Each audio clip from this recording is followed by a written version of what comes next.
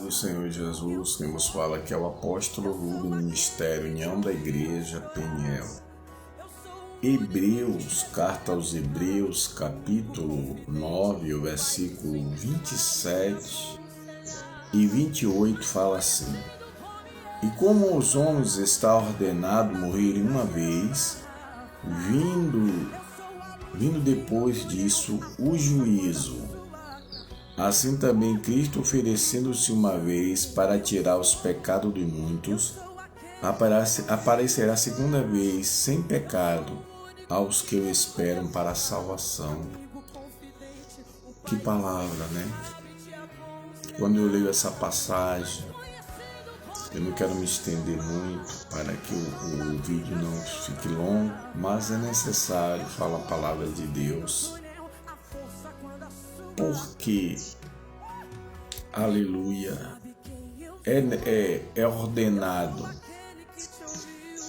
Por que é ordenado? O versículo diz: E como os homens está ordenado morrer uma vez, vindo depois disso o juízo. Quando fala parte A, é ordenado, houve uma maldição, né? O homem era eterno, a Bíblia revela isso. Deus não fez com o corpo mortal, o primeiro homem e a primeira mulher.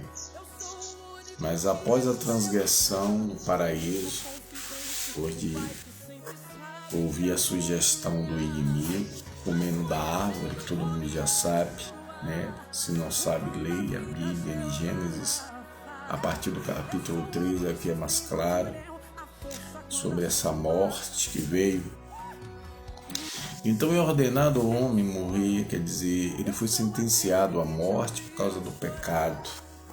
Mas no versículo 28 fala: assim também Cristo, oferecendo-se uma vez para tirar os pecados de muitos, aparecerá segunda vez sem pecado aos que o esperam para a salvação. Jesus se ofereceu na cruz para livrar dessa morte eterna, porque a morte física é necessária. Porque é necessário. Antes da vinda de Jesus em glória para vir buscar a igreja, como está em 1 Coríntios 15, em Apocalipse, Tessalonicenses, falando da ressurreição, o pecado, ele age no homem, ele reina no homem. O pecado não morre só pelo fato de eu aceitar Jesus e ficar livre dele, não. Esse corpo nosso foi contaminado pelo fruto de Adão. E por ele ter sido contaminado pelo fruto de Adão, o homem ficou sentenciado à morte.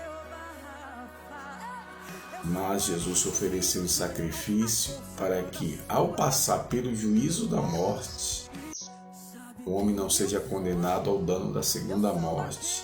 Porque aqui ele fala da morte física.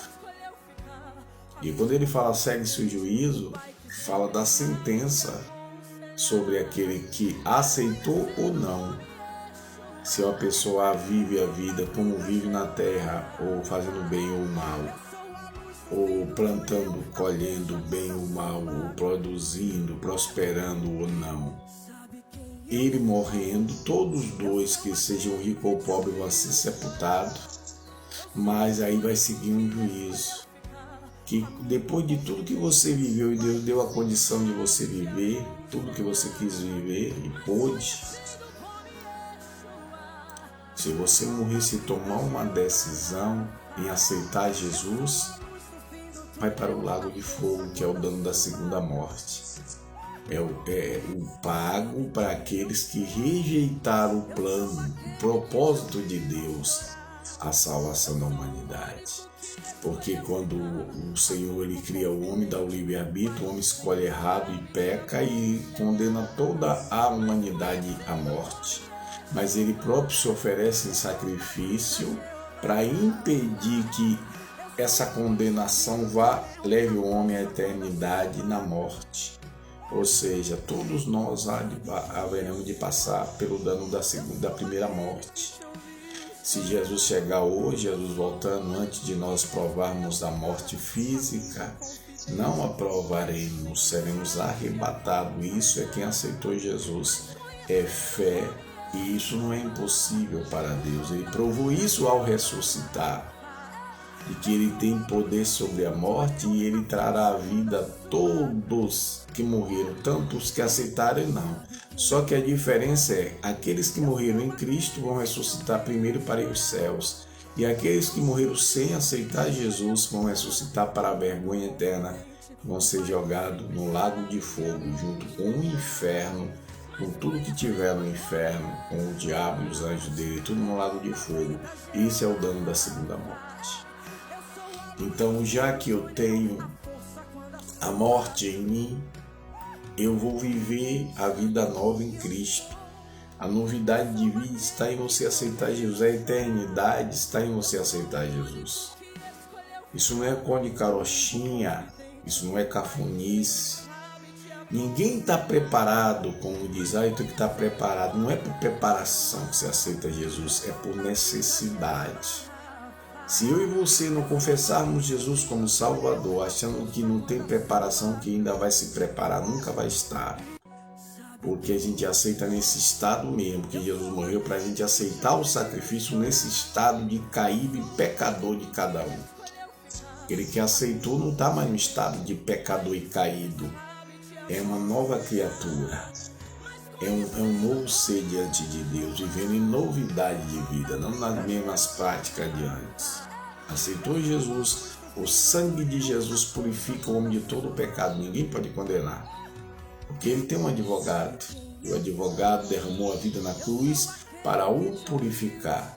Então essa sentença de morte está sobre toda a humanidade, porém, ele decide o homem onde ele vai passar a eternidade, se no céu ou no inferno, a partir de aceitar Jesus ou não. Se ele aceitar, ele terá a eternidade no céu. E se ele não aceitar, é lago de fogo. Por quê? Porque o homem, mesmo morrendo fisicamente, ele tem nele a eternidade, porque a alma é eterna, o espírito é eterno. E o fim tem que ser no céu ou no inferno, porque o homem é eterno. Deus fez ele para ser eterno. Então, mesmo matando a carne, o espírito dele vai estar vivo e a alma no céu ou no inferno, a partir da decisão dele. Que cada um venha despertar nesse dia. Saia da vaidade, valorize a sua salvação.